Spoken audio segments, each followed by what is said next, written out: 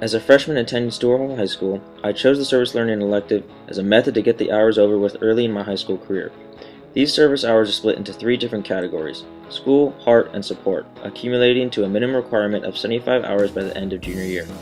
But it became more than just receiving hours for my volunteer work. I found myself jumping at every service opportunity presented and was signing up for volunteerships I would have never thought I would be doing. Stuart High School bases itself in St. Madeleine Sophie's goals and criteria. These goals are exemplified by the school's constant opportunities to utilize and put into action said goals. An excellent example is the service learning elective. It not only allowed me to work at schools with kids and teachers with whom I've interacted and created relationships with, it has influenced my after-school life. What is Goal 3? Well, schools of the Sacred Heart commit themselves to educate a social awareness which impels to action. The school educates to a critical consciousness that leads its total community to analyze and reflect on the values of society and to act for justice. The school offers all its members opportunities for direct service and advocacy and instills a lifelong commitment to service. The school is linked in a reciprocal manner with ministries among people who are poor, marginalized, and suffering from injustice. In our multicultural world, the school prepares and inspires students to be active, informed, and responsible citizens locally, nationally, and globally. The school teaches respect for creation and prepares students to be stewards of the Earth's resources. I first started as a server, handing out food to the less fortunate at St. Anthony's. Then came the Nike Women's Marathon, and then multiple park restoration projects, including a Mission Bay cleanup 2 years in a row. I was able to reflect on my life through the eyes of those who were less fortunate than me and use that knowledge to better myself and my community. The direct service I had with the teachers, students, and others instilled a commitment to service within me. As I served, I witnessed people suffering from injustice, people homeless because of their job cuts and business consolidation. Goal 3 states that the schools of the Sacred Heart commit themselves to educate to a social awareness which impels to action. In our multicultural world, the school prepares and inspires students to be active, informed, and responsible citizens locally, nationally, and globally.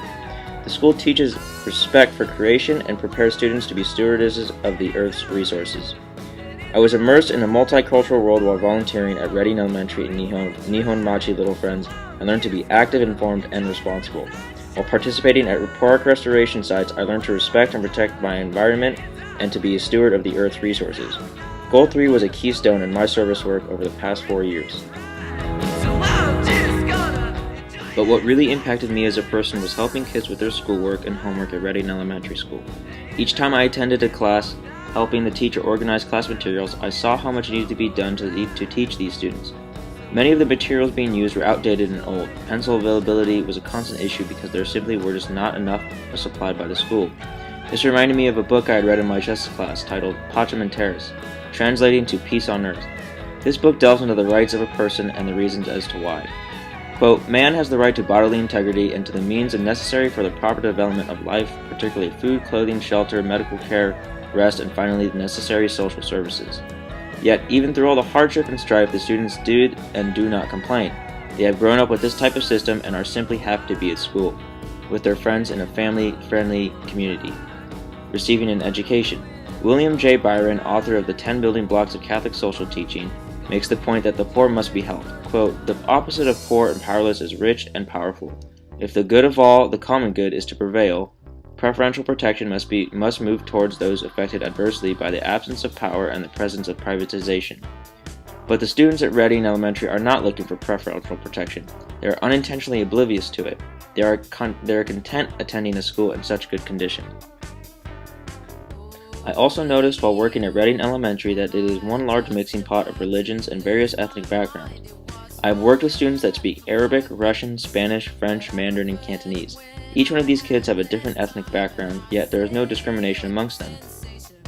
The Universal Declaration of Human Rights is a declaration adopted by the United Nations General Assembly on the 10th of December 1948 at the Palace de Chaillot in Paris.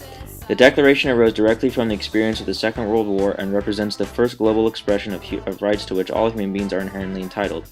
Without knowing it, these students are practicing Article 2 of the Universal Declaration of Human Rights.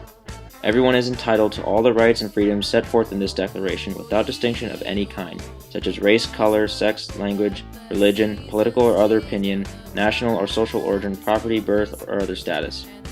The kids treated others as equals. They did not know better. At their point in life, they aren't exposed to the harsh reality of racial, sexual orientation, religious, etc. discrimination.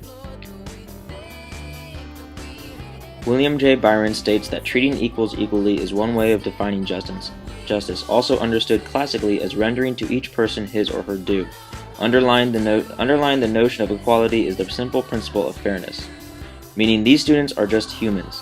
I witnessed students teaching each other the language they speak at home. One would ask, "How do you say thank you?" or "How do you say hello?" I watched as these students treated each other with the same amount of respect if it had been any other person. Every day I learned from these kids the meaning of a diverse community and the cultural benefits, such as race, religion, acceptance, that are so vital for a just and healthy society. Experiencing being part of this mixing pot of cultural knowledge and inclusivity was enlightening. Growing up in such an environment has taught me them to treat each other as equals. Article 1 of the Universal Declaration of Human Rights dictates, "All human beings are born free and equal in dignity and rights. They are endowed with reason and conscience and should act towards one another in a spirit of brotherhood." The students of Reading Elementary innately follow this principle whether they know it or not. Companionship and brotherhood is key in these kids' life. It is called friendship, and when there is friendship, there is trust. Trust requires honesty and acceptance, and both those things are key in the definition of justice. I've learned through these kids the art of justice through exception. They accept one another for who they are as a person, based on their character rather than their race or religion, just as described in Pacem in Terris. Any well-regulated and productive association of men in society demands the acceptance of one fundamental principle, that each individual man is truly a person. I hope to use this experience at Reading Elementary to further build myself through Goal 3 as a respectful community leader in the realm of justice.